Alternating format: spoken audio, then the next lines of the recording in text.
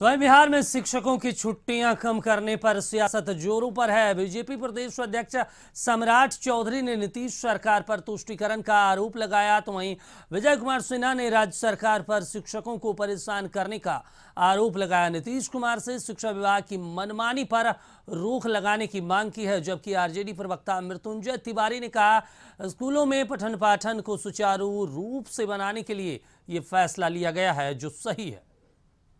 कुमार की सरकार ने बिहार में एक दुर्भाग्यपूर्ण वाला निर्णय लिया है। लगातार तुष्टीकरण के चक्कर में लालू जी और नीतीश कुमार जी बिहार की सरकार के द्वारा ये दबाव बनाया जा रहा है शिक्षकों पर कि आप छुट्टी में ना जाएं, और अब तो आदेश निकाल दिया गया 14 छुट्टियों को रद्द करने का काम किया है, जिसमें जन्माष्टमी है, तीज है, दुर्गा पूजा है और गुरु नानक जयंती भी है। इससे बड़ा दुर्भाग्य कुछ नहीं हो सकता है बिहार के लिए कि नीतीश कुमार जी अपने प्रधानमंत्री बनने के चक्कर में नीतीश कुमार जी तुष्टीकरण के प्रकाष्ठा पे पहुंच रहे हैं। ये दुर्भाग्य है। ये सरकार को तुरंत ये फैसला वापस लेना चाहिए। बिहार सरकार के शिक्षा विभाग ने जो फैसला लिया है, पत्र निर्गत किया है कि सभी विद्यालयों में छुट्टी में कटौती की जाएगी पठन पाठन के कार्य को सुचारू रूप से संचालित कराने के लिए, जिससे छात्रों को लाभ मिले और पठन पाठन का कार्य बाधित न हो, क्योंकि कई तरह के पर्व त्योहार या बहुत सारे आपदा आते हैं, बहुत सारे चीज़ों को लेकर के छुट्टी दी जाती है विद्यालयों में। उसकी भरपाई के लिए ये जरूरी था कि छात्रों का पठन पाठन का कार्य सुचारू रूप से कैसे संचालित किया जाए, इसलिए शिक्षा विभाग ने ये फैसला लिया है। और इस पूरे मामले पर ज्यादा जानकारी के साथ हमारे सहयोगी मरगूब आलम लाइव जुड़ गए हैं। मरगूब, देखिए लगातार जो शिक्षा विभाग है पिछले कुछ दिनों में अगर देखें तो चर्चा में रहा है, बिहार की राजनीति में एक केंद्र बन गई है शिक्षा विभाग।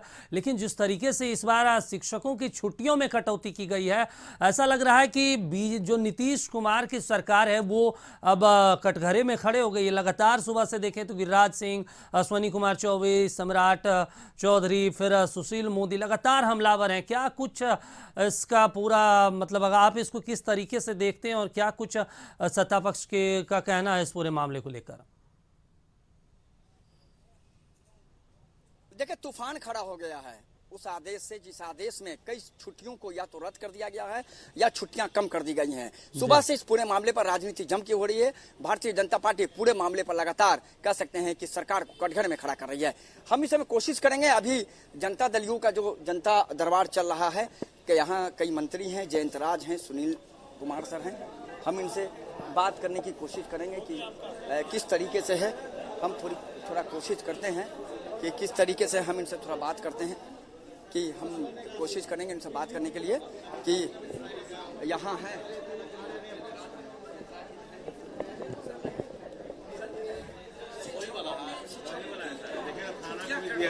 खाना सुनिए ना, खाना को भी दिया गया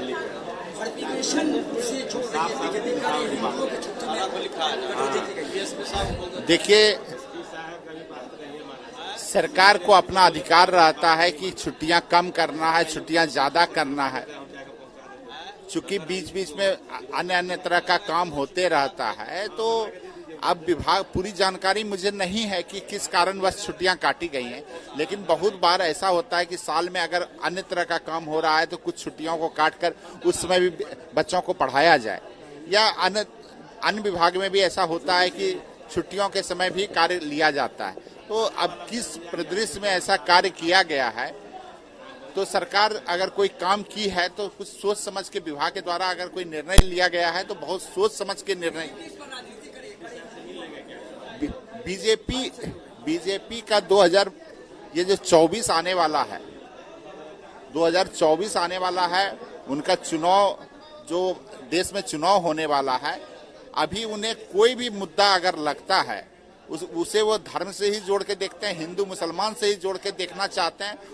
उन्हें विकास या अन्य किसी मामले से कोई काम नहीं है, उन्हें किसी और मामले से कोई काम नहीं है। केवल और केवल उनके पास एक ही एजेंडा है, हिंदू और मुसलमान का।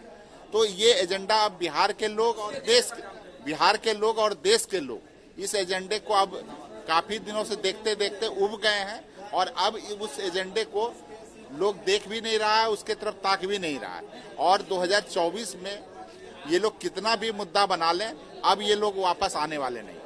देखिए सर, हमारे साथ श्रवण कुमार जी मौजूद हैं, तो हम उनसे भी थोड़ा बात करने की कोशिश करेंगे। जिस समय हमारे साथ ग्रामीण विकास विभाग के मंत्री श्रवण कुमार जी, या अल्लाह, क्या कर रही है? शिक्षकों की छुट्टियां काटी गई है, बीजेपी उसे धर्म से जोड़ रही है।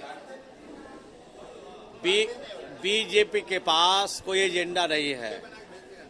बीजेपी के पास एजेंडा है मंदिर का, मस्जिद का, गिरजाघर का, गुरुद्वारा का, और नफरत फैलाने का इनके पास एजेंडा है। उनके एजेंडे से न समाज चल सकता है, न उनके एजेंडे से देश चल सकता है। उनके एजेंडे में रोजगार कहाँ है, उनसे पूछा जाए। उनके एजेंडे में महंगाई कहाँ है, उनके एजेंडे में औने पौने दाम में चंद गुजराती लोगों के हाथों में जो संपत्तियों को बेच रहे हैं, रेल बेच रहे हैं, सेल बेच रहे हैं, सारा चीज बेच रहे हैं, उनके एजेंडे से ये सब चीज बाहर है। तो इनको पूछिए इन चीजों के कि रेल क्यों बेचा आपने। देखिए, सही और गलत का सवाल नहीं है, सवाल है रोजगार का सवाल है।